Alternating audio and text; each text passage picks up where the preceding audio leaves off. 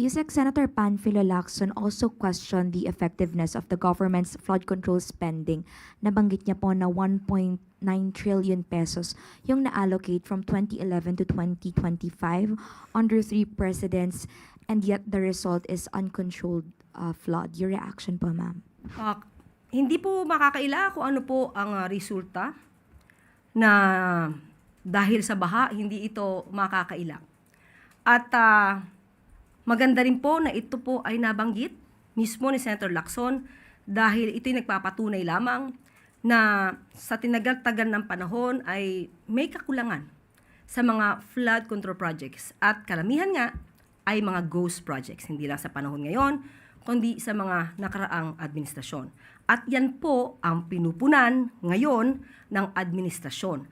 At dahil po nagkaroon ng malawakang pag-iimbestiga dito, mas nabukas sa gobyerno kung ano pa ang dapat gawin at ano pa ang maaaring proyekto para magtuloy-tuloy ang pagkontrol sa baha, hindi lang sa panahon ng Pangulong Marcos Jr., kundi sa mga susunod pang henerasyon. So kahapon nga po sa situation briefing, napag-usapan din po na nakita po ng Pangulo na in a way, kahit papano po, yung paunang mga programa ng Pangulo patungkol sa kontrabaha ay nagkaroon ng magandang resulta.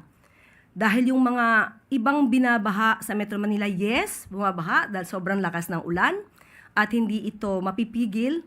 Pero nakita po yung bilis ng paghupa ng tubig ulan. At yun po ang gustong mangyari ng Pangulo sa iba pang lugar dito sa Pilipinas. At pinag-usapan nga dito dahil yung ibang mga culvert ay napakaliit at ito po ay gawa pa ng post-World War II. So ngayon po ang nais ni Secretary Vince Dizon at ito'y napopropose at sa iba ay nagawa niya na yung culvert na kasya pati tricycle. So para mabilis na umagos ang tubig ulan. So marami pong proyekto ang Pangulo na nabanggit, nais ang proposal ng Pangulo kahapon. Marami siyang proposal na nabanggit kahapon.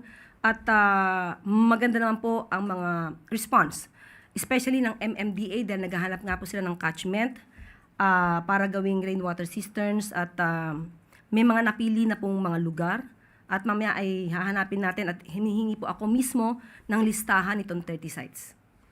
Good afternoon, ma'am. Ma'am, si Senator Panfilo Lacson flagged the uniform 180 million worth na pagpapagawa ng mga evacuation centers sa 17 regions, but provided daw no details such as specific locations where the centers would be built.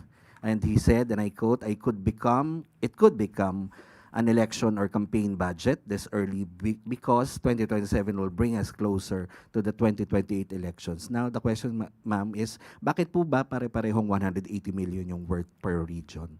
Okay, pero dun muna sa pangamba na ito ay magagamit sa eleksyon. Marami po tayong paraan para makita natin kung may mga proyektong hindi na napondohan pero hindi nagawa dahil yan naman po ang gusto ng ating Pangulo. Hindi na po nanaisin ng Pangulo na magkaroon ng mga ghost projects na nangyari sa mga nakaraang administrasyon at sa administrasyong kasalukuyan. So ito po ang kasagutan ng DBM at ang alam ko naman po ito'y nasagot na rin. Pero babasahin ko po sa inyo ang pinakamensahe ng DBM patungkol po dito. The absence of specific locations in the fiscal year 2027 NEP does not mean that the evacuation centers have no identified implementation process or may be located arbitrarily. Under Republic Act No. 12076 or the Ligtas Pinoy Centers Act, the NDRRMC, in coordination with the LGUs and relevant agencies, is specifically mandated to identify and prioritize the sites while DPWH serves as the implementing agency. The sites must be selected based on technical considerations, including disaster risk, topography, available land, and the actual needs of communities. Thus, the specific locations are determined through the process prescribed by law rather than by DBM or DPWH discretion.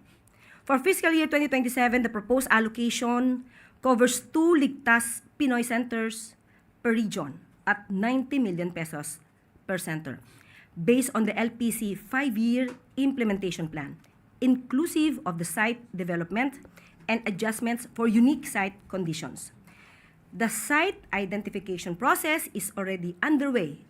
On 10 August 2026, DPWH formally requested from the Office of the Civil Defense the prioritized list of sites to ensure that projects are properly identified and ready for implementation. In short, the purpose, number, cost, and implementing framework are already defined. The specific sites are being finalized through the legally mandated prioritization process. So, nakadefine naman po ang numero kung ilan ang papagawa, kung magkano, at yung implementing framework ay nakasaad na rin po. Ang hinahanap na lang po ay yung tamang site.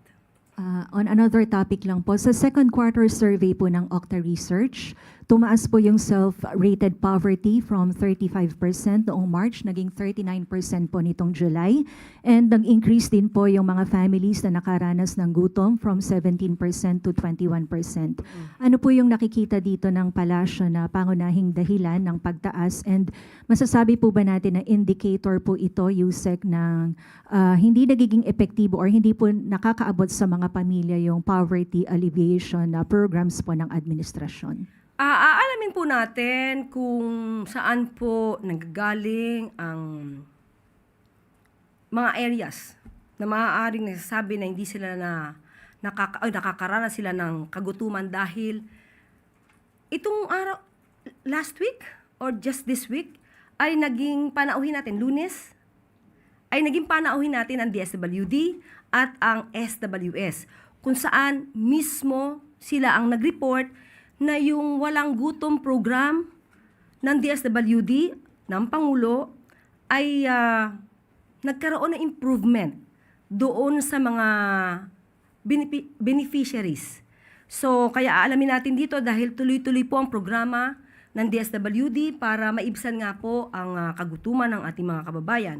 So, medyo hindi po sila nagtugma. Well, anyway, tinanong ko po kasi ito sa SWS. Since sila po ay medyo accurate yung kanilang numero dahil mismong diretso sila doon sa mga taong nakaranas nung programa ng Pangulo na walang gutom program. Pero tinanong ko rin kapag kasi pag in general at random yung mga respondents na malamang ay hindi alam yung programa or hindi nila naramdaman, so maiiba talaga ang numero. So most probably baka doon nanggagaling yung difference ng dalawang resulta. Most probably. Okay po. Ay, follow-up question po, AC Romero.